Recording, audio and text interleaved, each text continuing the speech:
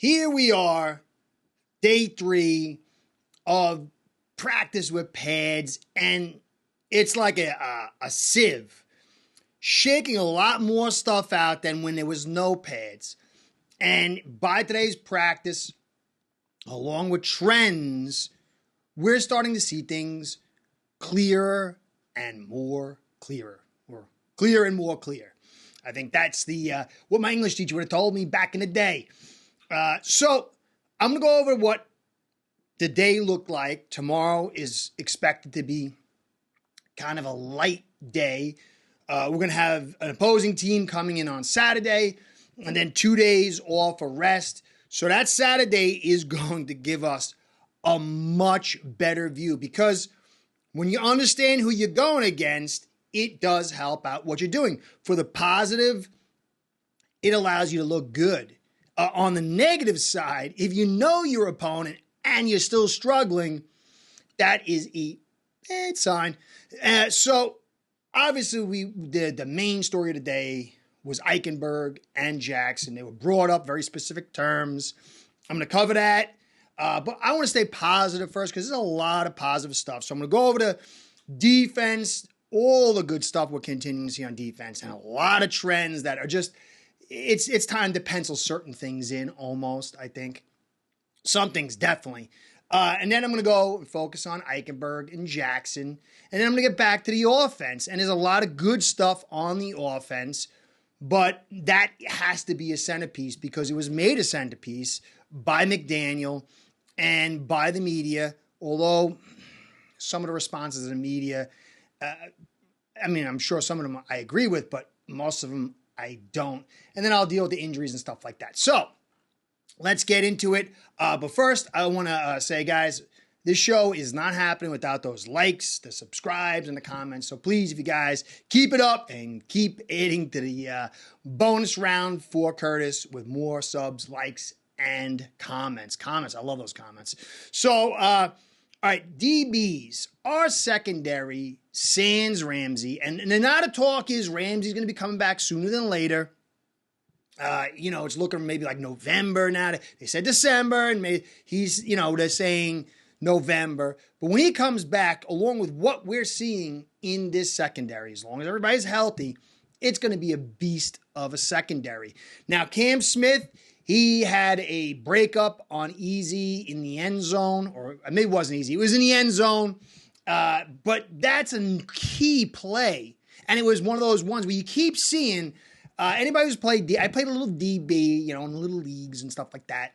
When you get a guy, some guys, they'll put their hand out to block, but there's other guys that will use that agility and they'll leap to block it. And that explosion from your stance to reach out and knock that football away is a different sign of commitment and agility.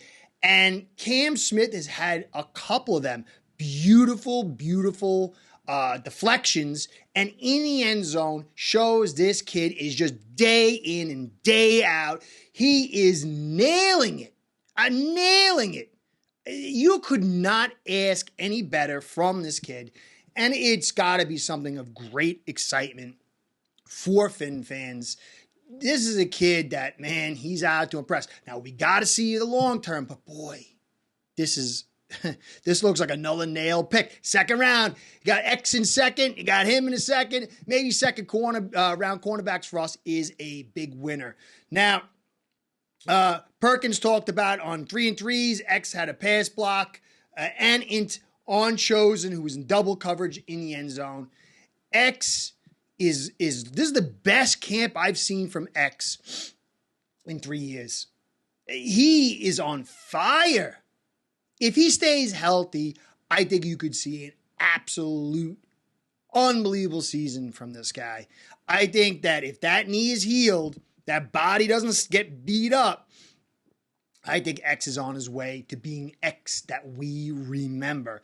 And you add in Smith, you add in Kohu, Holland on the top, and X, and you wrap it all together, and that spells happy times and no worries for the loss of Ramsey. I mean, yes, it's diminishment of talent, but what we got in the tank behind him is very, very good. Okay, so the rest of the front, and Wilkins, who I said is on a mission, and his mission has now been executioner of Eichenberg, in not literally, but he's pushed the spotlight on him and that position. I'll deal with that in a little bit. But Wilkins is going to have a solid to good increase in his pass rush stats, along with the rest. They're going to have to pay through the nose for this guy. I think he will absolutely kill it. I don't know. They said they're really trying to sign Wilkins before camp, but there's no movement. What that means is Wilkins says, hey, I'm ready to ride for it. I believe in myself. When I nail this, you're going to have to pay or someone else is going to pay. That's the way it is. Interior D lineman who can go after the quarterback and stop the run like he can is going to make serious cheddar, as the cool guys say. I think this guy is going to blow the doors off. I think he's not going to get, $30 million like the top, but I think he can get 26 or 27, with his production and inflation. And so that's going to make it very interesting for the Dolphins to keep him. But this guy is going to kill it for us this season. There's some sacks today and a bunch of stops on the line of scrimmage. He's just, domination. Now, I'm sure that's added to by some of the weakness on our interior offensive line, but I think this guy's. Now, we had a Van Ginkel spotting. People were worried. We weren't seeing him. He had a sack. Well, some people were saying it was a touchdown or a sack. It was debatable, but he had a stop. So he's starting to rise. He's playing a new position. I believe in Van Ginkel. I'm not saying he's all world, but this guy is a good piece for us, a good kid, and he's starting to feel it now. Sealer, he's doing it in the run and the pass, and he's out to make big money. I think he's going to get a nice chunk of change. And the turnstile known as Hinberg, he was on a ride on that one too today for a sack. Now, a commenter, GAWA, good guy. I really respect him in so many ways. He tries to help me out here. The monkey, he's trying to tame the monkey to get the monkey better.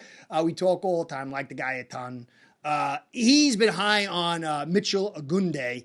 And I was like, okay.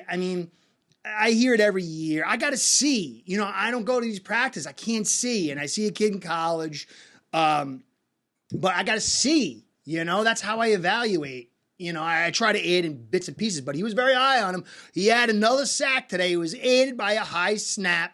But this guy is starting to show a little bit, so GAWA might have called this one, as a couple other people have been saying, and that would be great for us as well. Now, Chubb, he had a sack, but then he kind of walked off with a bum arm after a drill, I think, or something. I can't remember what it was, but the arm got bummed, and I don't know if it's anything. Could be nothing. But he's got an injury history, and I don't like it. I don't want to see any of that stuff because we paid big time for this guy. He's going to help us if he's healthy, and you don't want to see any dings because that puts the rabbit ears up. But he's doing great in camp, but the ding is concerning. Let's see how it plays out. It's probably nothing. Just have to throw it out there. But Raekwon Davis had a sack, and he's kind of shining. He's looking like he's really embracing this gap and a half technique. And I really believe because of the length of his arms, because of the structure of his body, this is going to be a far more conducive system for him. And this guy's a great guy. I was so excited to see what he did year one, and it was injury after injury. So if he can stay healthy, I think too, he's a free agent, which makes it tough, but he's going to have another good year. When you wrap all this up, this front's going to be ferocious. You come into our house, or we go to your house, and you got like men's and men or less offensive line, it's going to be a horrible, horrible day for you. Good. He's a linebacker for us, second year. He's actually shining. We're seeing growth in him where this guy might be more than a body. He might be a body that brings something to the table. And Hill, the tight end we drafted on 26, he was just knocked to the ground on a run play. It was tweeted out. And it was good for him. But this also is starting to be a little brouhaha in the Twitterverse. I'm doing my Twitter thing now. I'm still figuring out. I just finally figured out how to find the comments and reply. I still try to figure out the retweet thing. So I'm going to be on that a little bit more. But I'm in my Twitterverse now, seeing all the stuff.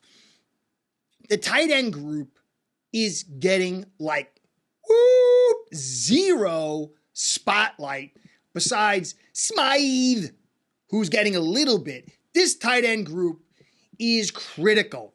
I've talked to a bunch of people that I talk to in the comments and outside that I know. And I'm like, guys, this offensive line, it's tied. It's married to this tight end group. And how this tight end group goes, it's going to be a big plus or minus for this offensive line. And right now, I'm feeling a little low on the tight end group. Not to say it's all over. We got a long way to go, but I think a little more pop from these guys would have been in order. I want to see some more pop. We need that. We need that because I don't buy Smythe to be the guy. He's a solid second, but we need a little bit more than that. So,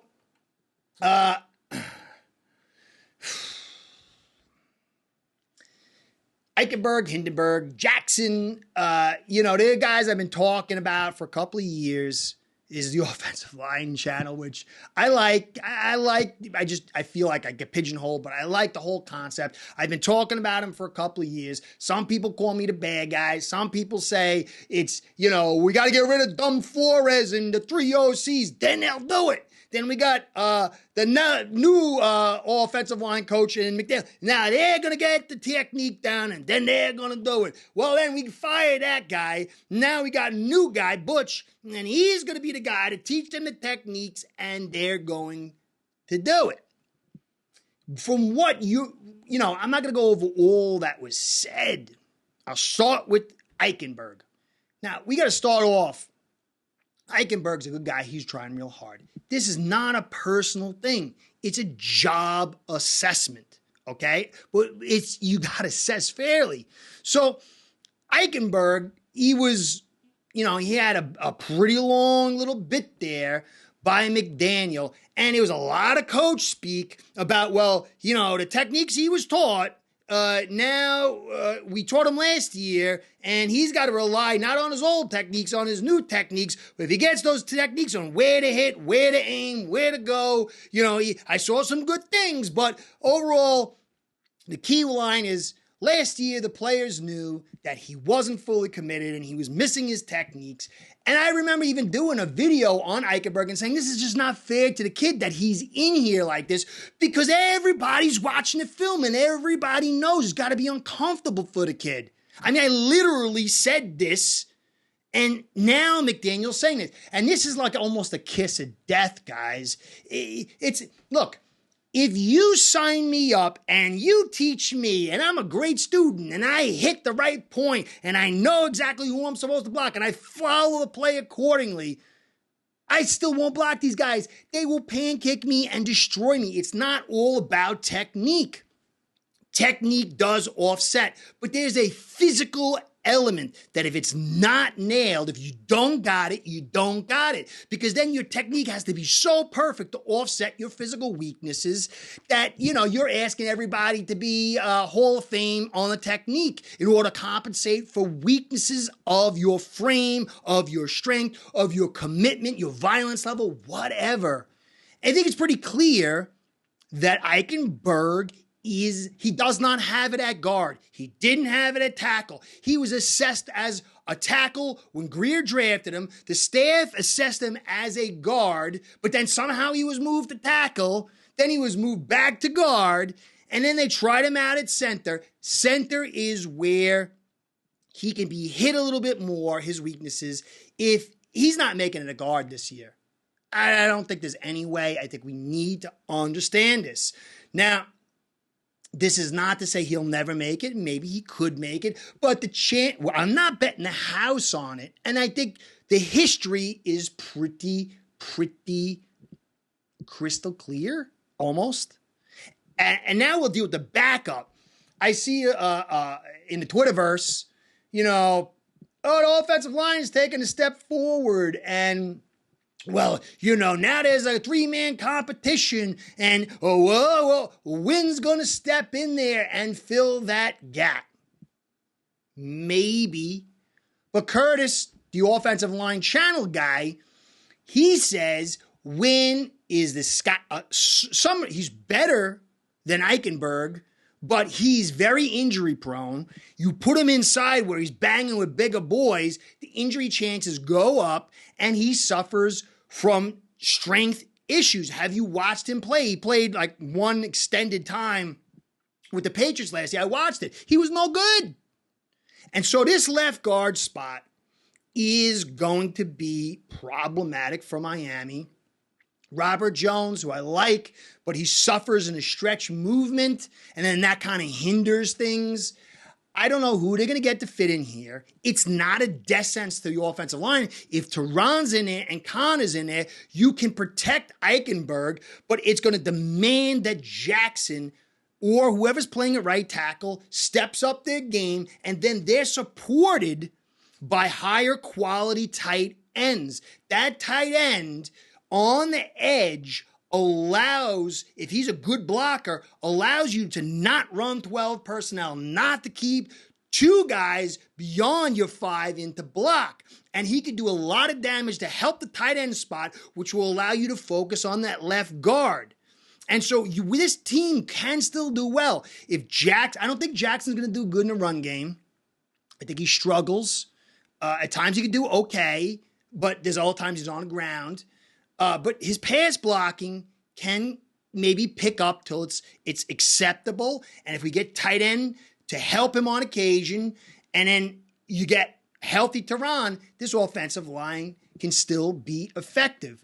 But Eichenberg's diminishment is going to pull everybody down and force everybody to play better. And it's going to demand more from everybody else. And you know what? I would put Robert Jones in there over Eichenberg. He's got the power. He doesn't get bullied. Yes, he struggles in his zone stretch. But at this stage, he is more effective than Eichenberg. And when, I just don't know. I don't know. We'll see. Maybe he'll prove me wrong. Now, the Jackson element, again, McDaniel was talking, and there was a lot of coach speak. It's not to say it was all lies or massaging. There was an element of truth in there. Now, Jackson is a really, really good kid. And he's a really smart kid. And that was what McDaniel was holding on to. He's like, hey, he comes out there and he knows it's a critical year and he's getting his blocks on. He's trying his technique. And some guys, they would just keep doing it or try something else. But he's come to the staff and he's having a football conversation and he's learning what happened so he can process. And I believe that is true 100%. I believe this kid is very, very smart.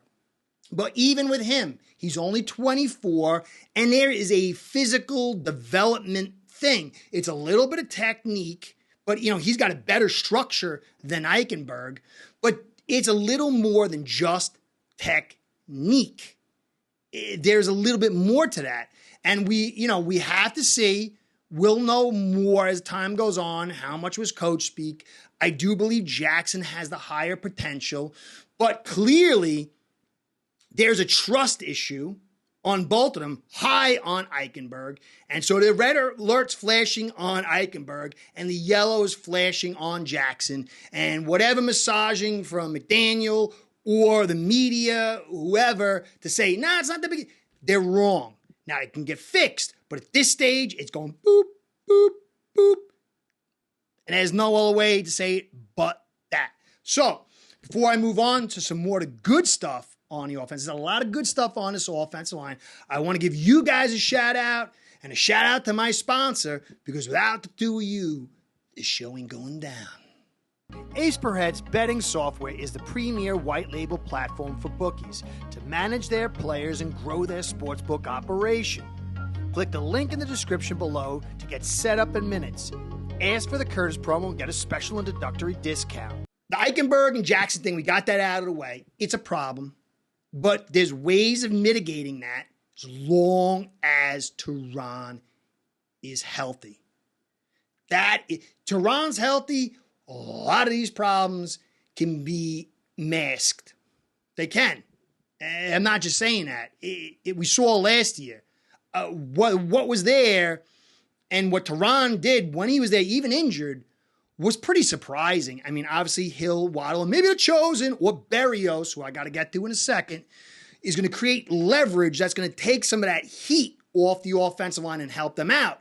But it's going to depend on Tehran. So, Tua, he's looking more mobile in the pocket, a little snappier in his movements. He's having a sharp practice. He threw a pick today. But overall, he is looking very good. And this is great. Now, there's a lot that goes into his success. It's not just about him. It starts with the offensive line, actually starts with the center who snaps the football, the offensive line and tight end setting up the blocks with a secondary blocker, sometimes by the running back to create a valve of relief before maybe he goes out into routes, and then the receivers going out into routes, and then Tua doing his thing.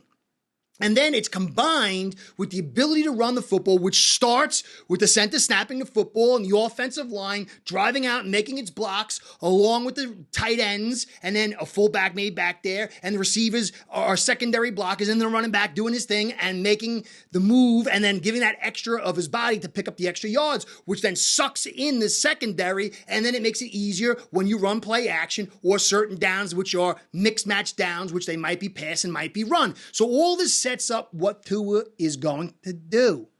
It's not just Tua. It's the whole framework. But Tua's doing his job, and he's doing it well, okay? So Jones, as I said, wasn't noticed.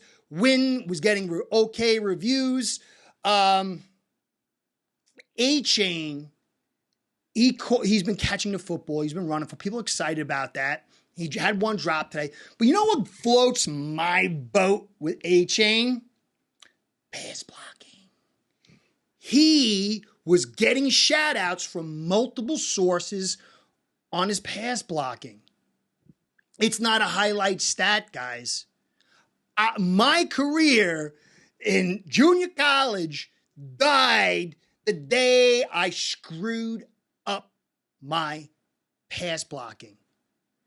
And it's such a critical stat. As you go up in the levels, it's absolutely fundamental. In the NFL, it's critical. It could destroy your career. A-Chain is running. He's catching. Wonderful. But if he can pass block, this turns him into a true 3-down back. And that's what I'm keeping my eye on. I don't have any problems with the other things except for maybe inside and him and be able to survive the hits. But he adds pass blocking. That's phenomenal. Now, so Cotton and Lamb say they were noticed for their blocks. Okay. Sad news, Easy got injured. He had walk off to the train. I don't know if it's serious, if it's not serious. He's had a pretty good camp. We kind of need him. We got a lot of depth there. We got the Chosen, along with Hill and Waddle, and a guy that I was accused of overlooking. And you know what? They were right. And I'm like, why am I overlooking this guy? Funny part is, I told you my football career died because of my missed pass block. But I had a running back who I hated. This guy had all the talent in the world, but zero heart, and it was all the things that he did was just, wicked. I mean, back then I wasn't the happy guy I am now, and there was some dark things going through my mind. I despise this dude, Berrios. And so maybe some Freudian thing, the name has got me hating this guy. But he's been having an excellent camp. And because of his return skills, it really does say that Chosen could be on that outside. Because you got Wilson, who he's going to be hard to get rid of because of money. You got Easy, unless he's really injured or whatever. He's having a pretty good camp. You're not going to get rid of him. He's a draft pick. So 5 or 6. If you're keeping 6, I could see Chosen. But Berrios, I think they probably will keep over Chosen for contract reasons too. So whoever the brother was, I forgot to write it down. You were absolutely right. I'm not sure if it was Freudian or whatever, or just bad eval. But yes, Berrios is doing really, really well for us. And I think I need to give him some more shine. So last part, the fallers. It was sloppy play on both sides, but most notably the offense. Now, McDaniel, he's got to improve his pre-snap, his control in critical downs. And, penalties are going to kill you. You cannot have penalties. It undermines you. You're beating yourself. Sloppy with 5 pre-snap penalties. Connor had his first high snap that created a pressure. It was first high snap at a camp. I think it's going to take 2 years for him to really dial in. 3 years fully, but 2 years, I think there's going to be a little blips. But if he's on the right track, it'll be far, far less than what we saw last year. Although last year wasn't terrible for the first year of snapping. Now, Noah, he fell after an attempt to jam Hill. And, I like the kid's story. I want to see him do well, but I'm not saying I'm dooming the kid, but that's kind of what we've seen, sort of, Saubert, the tight end, he dropped the ball, and we're not hearing a lot from him in the blocking. That was the key for me. There was a long series of domination by the DL. You can see Chris Perkins here. Defense with 4 nice consecutive plays. Van Ginkel, tackle for loss. Sealer, tackle for no gain. Phillips, tackle for no gain. And sack. Phillips, sack on Tua. Nice showing by the defense in 11-11 so far. And then in the one-on-ones, he said, L's doing well versus DL. One-on-ones, Liam tied with Wilkins. Good defeated Austin Jackson. Wilkins defeated Liam. Chubb defeated Lamb. AJ defeated Agba. Van Ginkel defeated Lamb. Wynn defeated Bronson. To me, if you lay that out in the cards, Wynn defeating Bronson, he's supposed to. Bronson's not a starter, so that's like, I don't even count that. Van Ginkel defeating Lamb. Lamb's okay. That's not even really relevant for us, except for maybe he's a backup. AJ beating Agba is nice. I like that. That's a good little sign. That's a good little thing. Chubb defeating Lamb, expected much more talent. So Wilkins defeating Liam. And then Good defeating Jackson. That's not good for us. He's a first round pick. You get beat, but when you add it to the whole soup and you add it, he beat Agba, which is nice, but you want to see dominance at year 4. So I'm not going to, write anything, put on his tombstone or anything, but still. And then Liam he tied. So he tied versus Wilkins and he lost versus Wilkins, which Wilkins is one of his top 5, 7 DTs in the league, but he's going to be facing other guys that are in that area. And so I don't see this as the O-line showing slight improvement, but I didn't see the whole day. I didn't see all the matchups. I'm just basing it on this. So that's basically the whole deal. Get ready for Saturday. Tomorrow's going to be eval, but I'd say a tamer as they get prepared for the big Saturday matchup. It will be very, very, very exciting. Anyway, Curtis saying thanks for stopping by. Catch you next time. Be well and go Fins. Start building your own online sportsbook today by getting signed up with aceperhead.com service that'll allow you to book action on sports from all around the world.